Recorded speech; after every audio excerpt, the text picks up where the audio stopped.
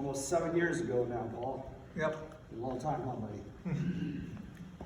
Ever since Paul came in, he wanted to do a step study.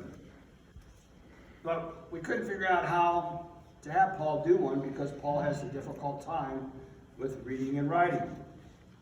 And so we kept thinking, how are we going to get Paul into one? How are we going to get Paul into one? And finally, we talked to a couple people and asked if people would be willing to let Paul just do the questions that night. We'd just read the question to him and let Paul answer it. And I was in that step study to start with. And Paul, whenever he would answer a question, he would look over at me and he would ask me, was that all right, Steve? Was that all right? Because he wanted to make sure that he was doing the step study correctly. And I give him credit for wanting to do that.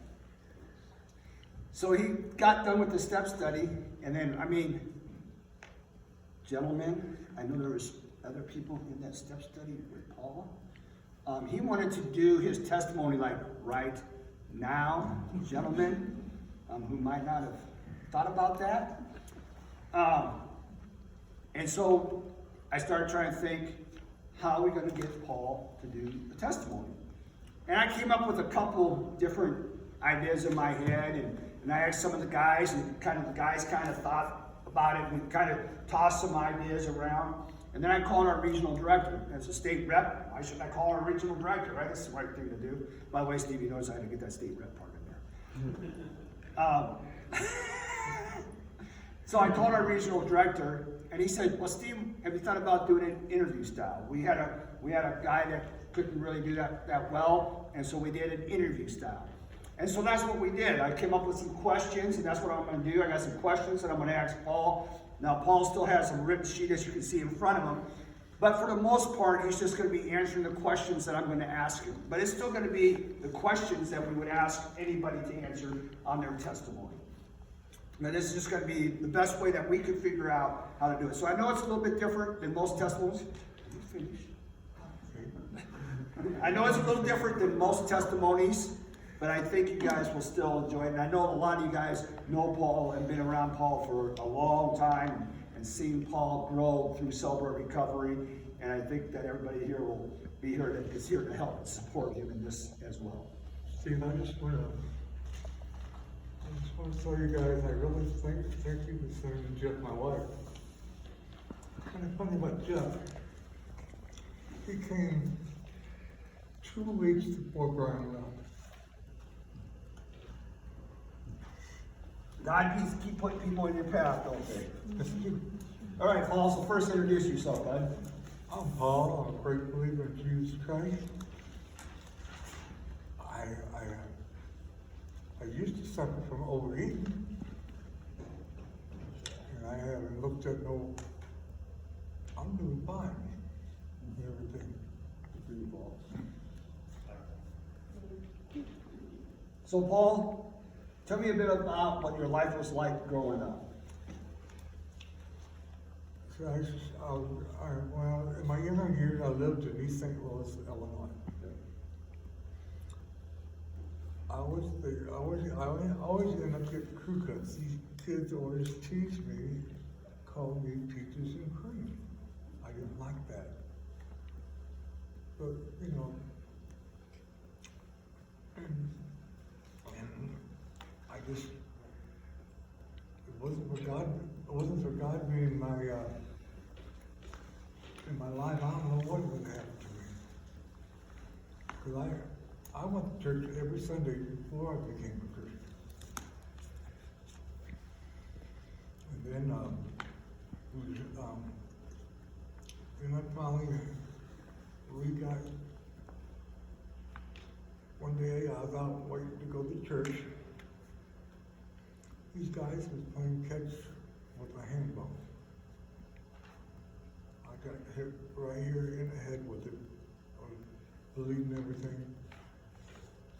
We got back, we talked to lock the bottom door, but that night we didn't. Because soon we didn't.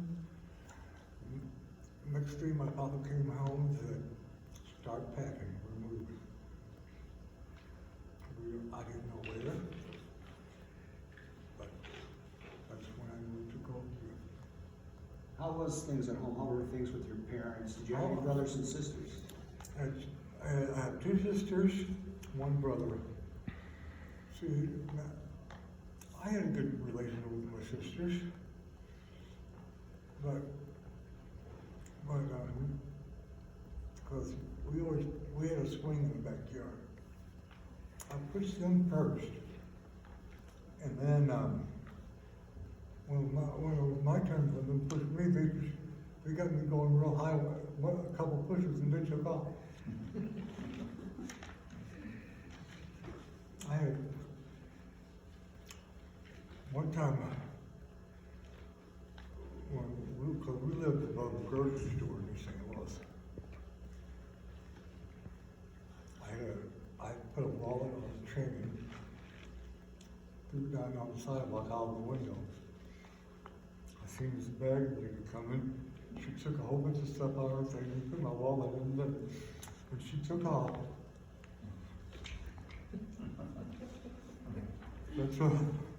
but she was a nice lady, and I didn't.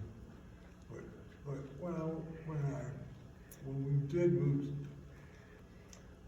move, got to go. Okay, we found this. I went to this church called Parkland Baptist Church, and we was having services in the trailer. And then I found out there was a building program. Before you get to there, I want to ask you another question, okay? Because I don't want to get too far. I know where you're already going because I know your story. So I don't want to get quite to that part yet. Okay. Let me ask you this: you said that you had a pretty good relationship with your sisters. How was your relationship with your brother? Because you said you had a brother. Oh, my brother. I have a good relationship with my brother. I don't know what I would do without him. Now, I remember a story that you told about a convertible. Oh yeah. We was going on. Yes, we was going on the way to a Cardinal game. My Cardinal hat blew up, the one I had for years. Well, he said to me, "We go back and get the hat, or go to the game." I said, "Go to the game." Then when we got to our seats, my brother said, "Just stay right here, don't move. I'll be right back." I go down, but I don't think he really did because he went and bought me a brand new Cardinal hat. Pretty cool story, Paul. I like that story. So, we got a little bit now an idea, a little bit of a picture of what your home life was like. And it doesn't sound like it was a bad home life. It wasn't a horrible life at all. Even though, you had kids being kids and kids picking on kids and stuff like that. But, then you got to where you became a young adult and stuff, and there was a period of time when you had your life before Celebrate Recovery. So what was more of your adult life before you came to Celebrate Recovery? What was that? Well, before I go there though, you were a young man when you first accepted Christ. Yeah. So go ahead and tell that story, and then we'll go back into your adult part. Yeah. Yes, because we was in the middle. I was helping the deacon of the church. We was building the baptistry.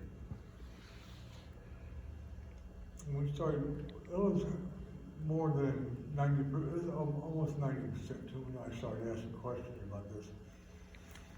Because I asked him, what is this for?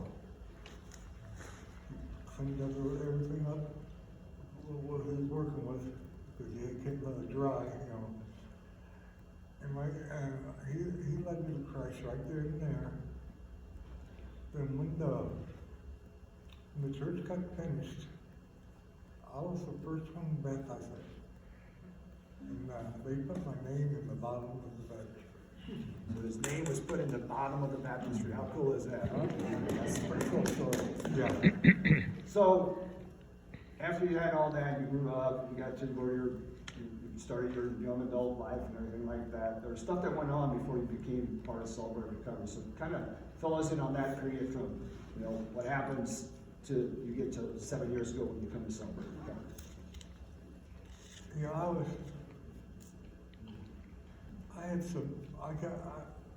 These people was always, I thought I got, least a couple of people I got friends to be when I got involved in, people like to, they got a point they was using me just for what trying to get money from me. I learned the hard way. But God opened my eyes. Believe me, He did, you know. Yeah, because and then when I first got out of high school, I got a job at a handicap workshop. I was a client there. What we did is put together plumbing parts. And then, you know how hard that stuff, the stuff is cut off from the like square thing? That wasn't easy to cut off. But eventually, I was there so long and helping people, you know, always, because I kept on breaking the records on how many you could put together, you know, they had a piece rate. I kept on breaking the record, and eventually, after I got my car, they asked me if I wanted to be they asked me would I consider being a regular employee. Yep. I did the same job I was doing when I was a client, when I was there, but you know, I just, you know,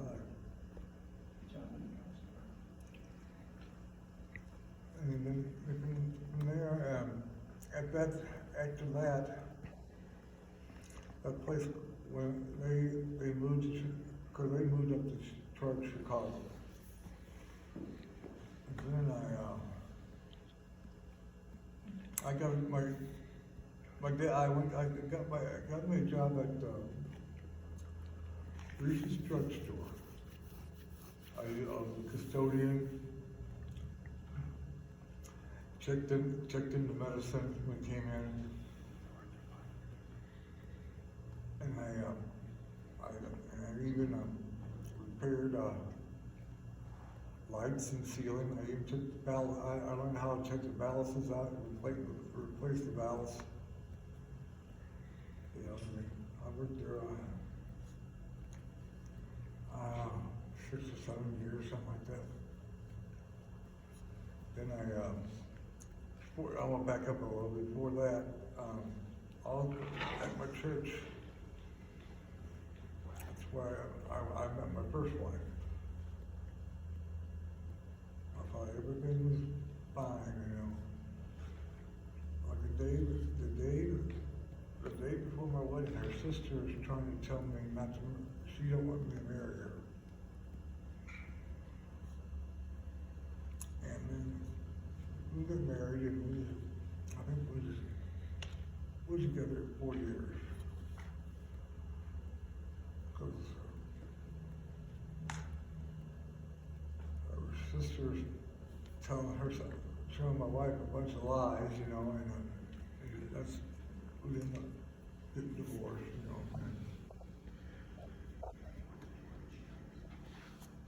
And then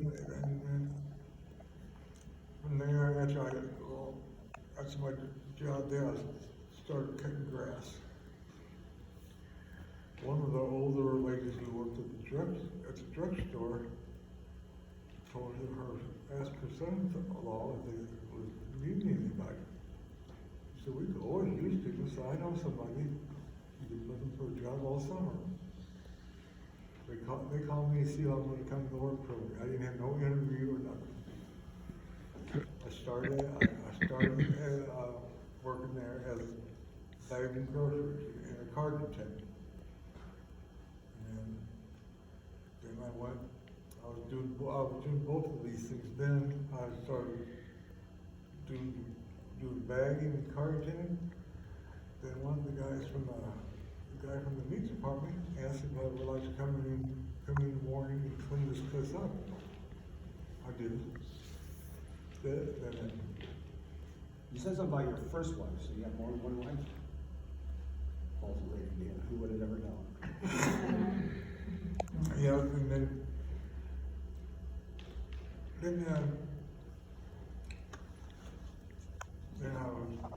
I started working. I got a job in St. Louis.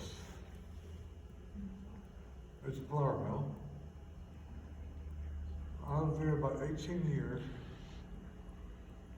and I was about 3 months, 2 or 3 months before I was going to be moving to Italy. I don't think God wanted me to go there, because I got this, and it didn't bring my head went from like this to like this. I had 3 schwannoma brain tumors, one size of softball, baseball, and golf ball. One size of the golf ball is still right around my brain as we speak today. And the doctors told me after I had that surgery, they told me I had about 6 months. That was about, they told me that about 20 years ago.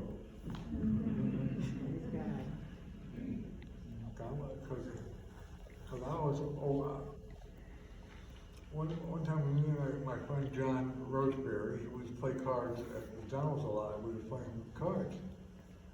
This day was on Christmas Eve, I remember that. We went to have breakfast out there. And while we were sitting there, this lady asked me, can I get some money? Can you buy me some food? Get some sandwich? I said to her, let me ask you something first. Why did you do that? I give it to you, I want to ask you something. I asked her, did you ever heard of Jesus? I led her to the Lord right there at McDonald's. After she got led to Rose, I said, I don't need your money. And then she opened her purse up. She had a bag of marijuana like this in her purse. She went to the bathroom and flushed it down the toilet. And just so you know, he's told me that story about 10 times, and it's never changed. It's always been the same. Yeah.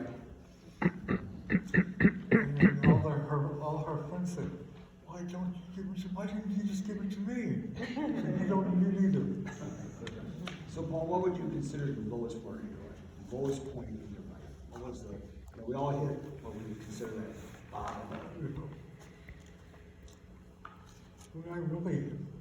The lowest part really, I'm thinking about this more than what I think about what I told you.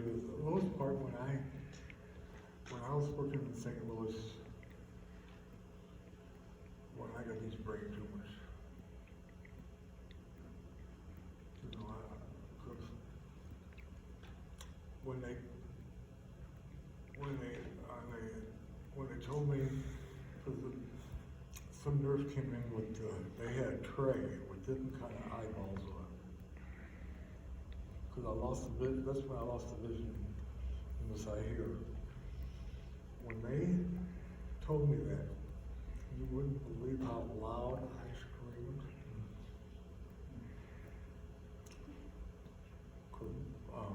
My brother was on the side, he was talking to one of the nurses on the way down, real far. He heard me scream. He didn't know why. But, And do you have any children, Paul? Yes, I do. I have one son and a stepson.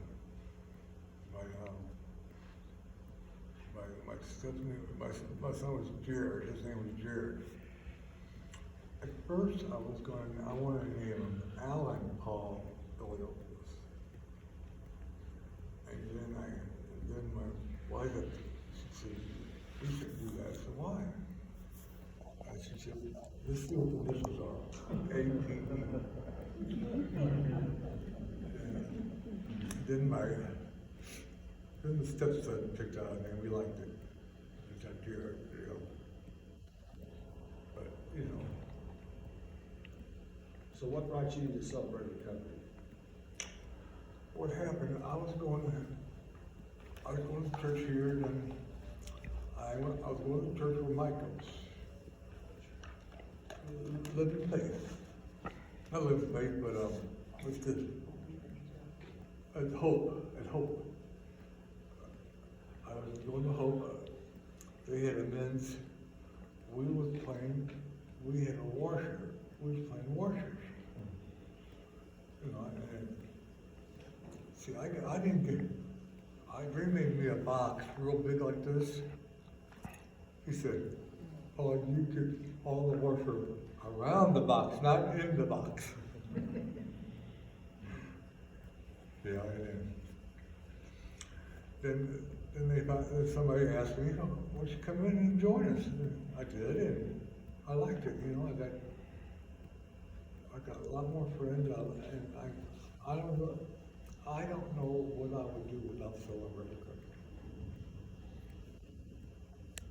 I remember one Friday night I was here,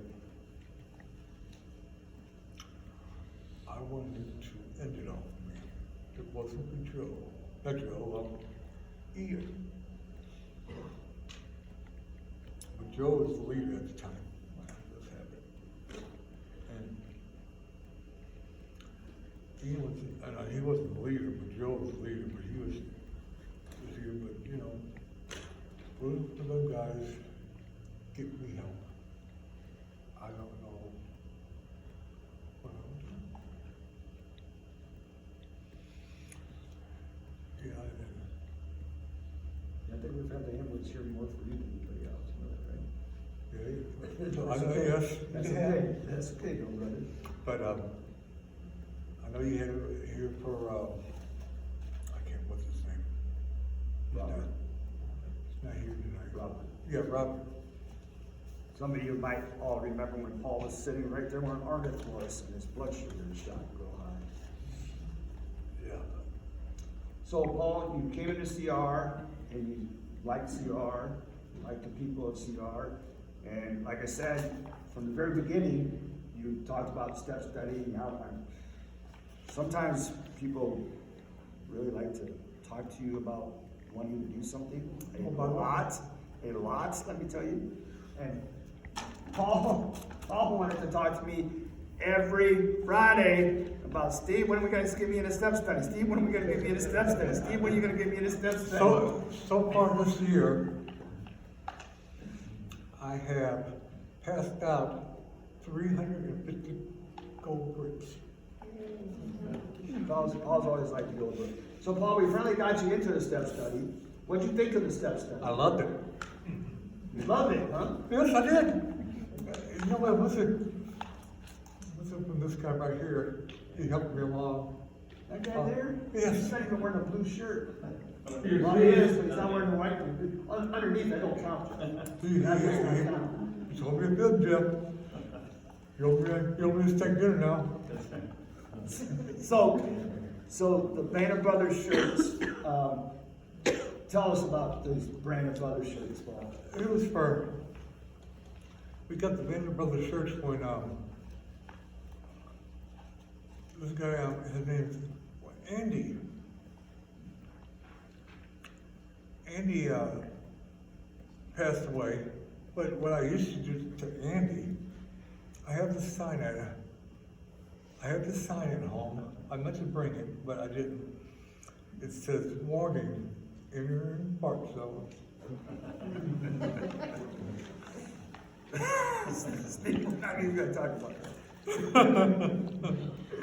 And so Andy passed away, and after Andy passed away, Steve, I think it was your idea to come up with the shirts, and so we came up with these shirts to remember him by, and it's very important shirts for us all. So Yeah.